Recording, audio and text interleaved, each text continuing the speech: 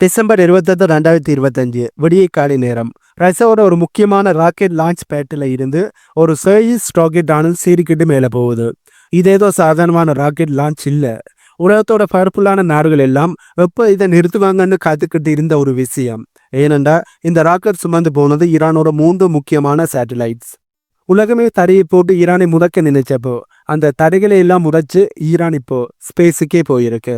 இது வெறும் சயின்ஸ் இல்லை, இது ஒரு பக்கவான பொலிட்டிக்கல் கேம். இதை பற்றி தான் இந்த வீடியோவில் நாங்கள் தெளிவாக பார்க்க போகிறோம். வீடியோக்குள்ளே போகிறதுக்கு முன்னே நம்ம சேனலை சப்ஸ்கிரைப் பண்ணி பக்கத்துக்கு பெல்லைக்கானு கிளிக் பண்ணி வைங்க. அப்போ தான் நான் போடக்கூடிய வீடியோஸை நீங்கள் உடனுக்குடன் பார்க்க முடியும்.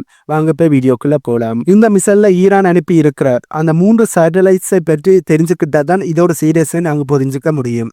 முதல்ல TLU-3, இதோட வெயிட் 150 கிலோ. ஈரானோட வரலாற்றிலேயே இதுதான் ரொம்ப வெயிட்டான சேட்டலைட். இதோட வேலை என்ன தெரியுமா? மேலே இருந்து போட்டு இருக்கிறது ரோட்டில் போகிற வண்டி, பில்டிங், ஏன் எதிரி நாட்டோட மிலிட்டரி பேஸ் வரைக்குமே இதனால் தெளிவாக படம் பிடிக்க முடியும். அடுத்தது சஃபாட் 2, அப்புறம் கோப்சாட் 1.5. ஒன்று விவசாயம், தண்ணி பிரச்சனையை பார்க்குறதுக்கு, இன்னும் ஒன்று இன்டர்நெட் ஆஃப் திங்ஸ், அதாவது டீட்டெயில் கனெக்டிவிட்டிக்கு. ஆனால் இங்கே தான் ஒரு ட்விஸ்டே இருக்கு. சிவிலர்ஸ் வியூஸ்ன்னு ஈரான் சொன்னாலும் அதை அப்படியே மிலிட்டரிக்கும் பயன்படுத்த முடியும். இதனால தான் இந்த விஷயம் இப்போ அமெரிக்காவுக்கும் இஸ்ரேலுக்கும் மிகப்பெரிய ஒரு பயத்தை ஏற்படுத்தி இருக்கு. இப்போ எல்லாருக்கும் ஒரு கேள்வி எழும்பி இருக்கு, ரைசாக்கு என்ன லாபம்? ரைசா ஏன் ஈரானுக்கு ஹெல்ப் பண்ணணும்? இதற்கு பின்னாடி பல வருஷ காலமாக இருக்கிற ஒரு பெரிய ஒரு டிப்ளமேட்டிக் கேமானது இருக்கு. ரைசாக்கும் சரி ஈரானுக்கும் சரி இப்போ இருக்கிற மிகப்பெரிய பொதுவான எதிரி யாருன்னு பார்த்தோம் என்றால் அமெரிக்கா தான். உக்ரைன் போருக்கு பிறகு ரஷ்யா மேல ஏகப்பட்ட பொருளாதார தடைகளை அமெரிக்கா போட்டாங்க. அதே மாதிரியே லட்சக்கணக்கான பொருளாதார தடைகளை பரிசக்கணக்காக ஈரானுக்கு எதிராகவும் போட்டிருக்காங்க. ஈரானும் தடைகளை சந்தித்துட்டு தான் இருக்காங்க. உன்னையும் அவனுக்கு பிடிக்காது, என்னையும் அவனுக்கு பிடிக்காது. அப்போ நாம 2 பேருமே கைகோக்க கூடாதுன்னு சொல்லிதான் இப்ப ரஷ்யா ஈரானும் கைகோத்திருக்கிறார்கள். இதுதான் இங்க நடக்கிற முதல் விஷயம். ஒரு காலத்துல ஈரான் விஷயம் வந்தாலே ரஷ்யா கொஞ்சம் தள்ளியே இருந்தாங்க. ஆனா உக்ரைன் போர் ஆரம்பிச்ச பிறகு அதுக்கு பிறகுதான் சீனே மொத்தமா மாறிடுச்சு. உக்ரைன்ல ரஷ்யாவுக்கு சாகி ட்ரோங்க தேவைப்பட்டது. அதை ஈரான் சப்ளை பண்ணாங்க. அதுக்கு பதிலாக ஈரான் ரொம்ப நாளாக கேட்டுக்கிட்டு இருந்த அட்வான்ஸ் விண்வெளி தொழில்நுட்பத்தை, ஸ்பேஸ் டெக்கை இப்ப ரஷ்யா கொடுக்க ஆரம்பிச்சிருக்கு. இது ஒரு கிவ் அண்ட் டேக் பாலிசி என்று சொல்ல முடியும். மேற்க நாடுகள் என்ன நினைச்சாங்கன்னா, ஒரு நாட்டை தடையை போட்டு முடக்கினா அவங்க டெக்னாலஜியில வளர மாட்டாங்கன்னு.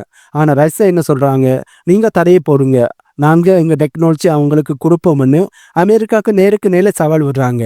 அதாவது இப்ப அமெரிக்கா மேற்குலக நாடுகள் ஈரானுக்கு எதிரான பொருளாதார தடைகளை போடும்போது ரஷ்யா என்ன சொல்றாங்க, நாங்க எங்களுடைய டெக்னாலஜி ஈரானுக்கு கொடுக்குறோம்னு சொல்லி நேரடியாக அமெரிக்காவுக்கு சவாலை விடுறாங்க என்பதுதான் உண்மை. விண்வெளி துறையில ரஷ்யா ஒரு ஜாம்பவான் என்று சொல்ல முடியும். அந்த அனுபவத்தை ஈரானுக்கு தடை வார்த்தது மூலமா மிடில் ஈஸ்ட்ல பவர் பேலன்ஸை இப்ப ரஷ்யா மாத்திக்கிட்டு இருக்காங்க என்பதுதான் உண்மை. இப்போ நாங்கள் லான்ச்சிங் விஷயத்துக்கு வருவோம். ரஷ்யா இந்த லான்ச்சிங்கு பயன்படுத்தின இடம் வாஸ்பன்ச்சி காஸ்மோன்ட்ரோம். இது ரஷ்யா புதுசாக கட்டின தளம். கஜகஸ்தான்ல இருக்கிற அவங்களோட பழைய தளத்தை சார்ந்து இருக்கக்கூடாதுன்றதுக்காண்டி ரஷ்யா இதனை உருவாக்கினாங்க. இப்போ இந்த தளத்தை ஈரான் மாதிரியான நாடுகளுக்கு வாடகைக்கு கொடுப்பதன் மூலமா ரஷ்யாவுக்கு வருமானமும் கிடைக்குது. அதே சமயம் ஒரு ஸ்ட்ராங்கான கூட்டணியும் அமையுது. ரஷ்யாவோட சோயூஸ் 2.1B ராக்கெட் ஆனது உலகத்திலேயே ரொம்ப நம்பகமானது. ஈரானுக்கு சின்ன சின்ன ராக்கெட்டுகள் இருந்தாலும் 150 கிலோவுக்கும் அதிகமான சேட்டலைட்டை மேலே கொண்டு போறதுக்கு ரஷ்யாவோட இந்த ஹெவி லிஃப்ட் வசதியானது ரொம்பவே முக்கியம். இது மூலமா ஈரான் தன்னோட ஸ்பையிங் திறமையை பல மடங்கு அதிகப்படுத்திக்கிட்டு இருக்கு. இது இஸ்ரேலுக்கு மிகப்பெரிய ஒரு தலைவலியை ஏற்படுத்துது என்று சொல்ல முடியும். சுருக்கமாக சொல்ல போனா ரஷ்யாவுக்கு இது ஒரு பிசினஸ் மற்றும் அரசியல் லாபம்.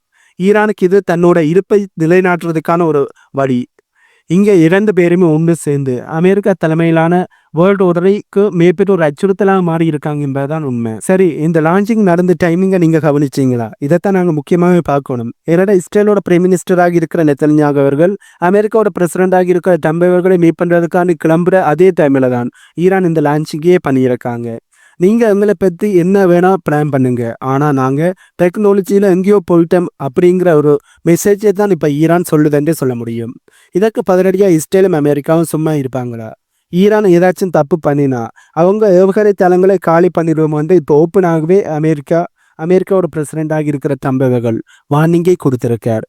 அமெரிக்கா தரப்புலேருந்து தொடர்ந்து இப்படியான வார்னிங் வர்றது சகியம்தான்.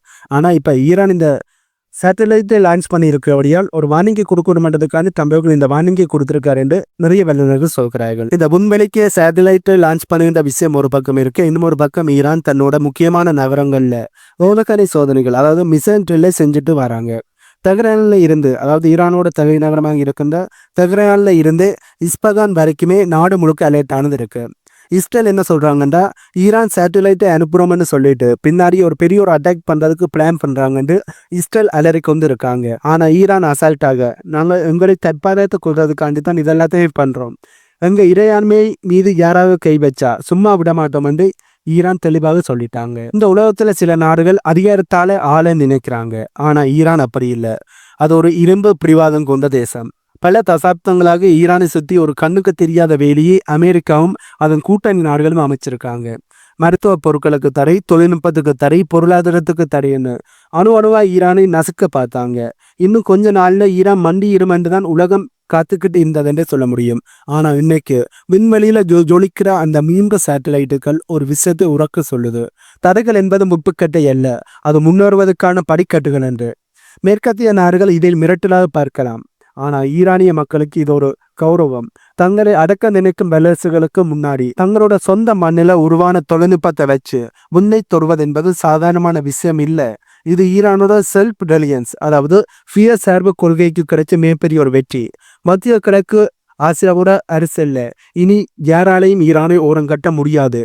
ஏனென்றா ஈரான் இப்போ தரையில மட்டும் இல்ல, வானத்திலையும் இருக்கு.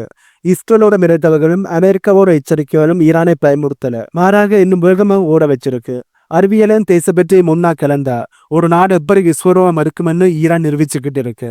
விண்வெளி என்கிறது எல்லாருக்குமே பொதுவான இடம். அங்க தன்னோட கொடியையும் ஈரான் இப்ப கம்பீரமா நட்டிருக்கு. இனி வரும் காலங்கள்ல ஈரான் இன்னுமே பல மைல்களை தாண்டும். இந்த லான்ச் வரும் ஆரம்பம் மட்டும்தான். தடைகளை தவிர்த்து தலை நிமிர்ந்து நிற்க ஈரானோட இந்த எழுச்சி உலக வரலாற்றில் புதிய ஒரு அத்தியாயத்தை எழுதும். இது ஈரானுக்கான காலம், நீதிக்கான ஒரு பயணம் என்று சொல்ல முடியும். அமெரிக்கா, மேற்குலக நாடுகள், இஸ்ரேல் போன்ற ஒரு ஆதிக்க மனப்பான்மை கொண்ட நாடுகள் தங்களுடைய அழுத்தத்தாலையும் தங்களுடைய தடைகளாலையும் முட்டுக்கட்டையை போட்டு ஒரு நாட்டையை அழிக்கலாம், அந்த நாட்டு மக்களை அழிக்கலாம் என்ற நடவடிக்கையில் ஈடுபட்டாலும் அந்த தடைகளை தாண்டி சாதிக்க முடியும், மிக பெருசாக வளர முடியும் என்பதற்கு ஈரான் ஒரு உதாரணம். அதுக்கான அடித்தளத்தை அமைத்து பாதையை அமைத்து அந்த பாதையில நடக்க ஆரம்பிச்சிருக்காங்க. அந்த நடை பெரிய ஒரு ஓட்டமாக மாறி ஈரான் மேபெருசா வளர்வார்கள் என்பதில் வந்து ஒரு மாற்று கருத்துமே இல்லை. ஆகவே இந்த வீடியோவில் நாங்கள் புதிதான தகவலை சொல்லியிருக்கோம். ஈரானை பற்றியும் ஈரானோட ஸ்பேஸ் ப்ராஜெக்டை பற்றியும், அதுக்கு ரஷ்யா எப்படி உதவினார்கள், அமெரிக்கா இஸ்ரேல் எப்படி முட்டுக்கதை போட்டார்கள் என்பதை பற்றி பார்த்துருக்கோம். இந்த வீடியோவில் நாங்கள் பார்த்த தகவல்கள் உங்களுக்கு புதிதாக இருந்திருக்கும் என்று நான் நம்புகிறேன். நீங்கள் புதிதாக ஒரு விஷயத்தை தெரிஞ்சு கொண்டிருக்கிறீங்கள் என்று நான் நம்புகிறேன். அப்படி நீங்கள் புதிதாக ஒரு விஷயத்தை தெரிஞ்சு கொண்டிருந்தீங்கள் என்றால் இந்த வீடியோக்கு லைக் பண்ணி நம்ம சேனலுக்கு சப்ஸ்கிரைப் பண்ணி பக்கத்துக்கு பெல் ஐக்கானும் கிளிக் பண்ணி வையுங்க. அப்போ தான் நான் போடக்கூடிய வீடியோஸை நீங்கள் தொடர்ந்து பார்க்க முடியும்.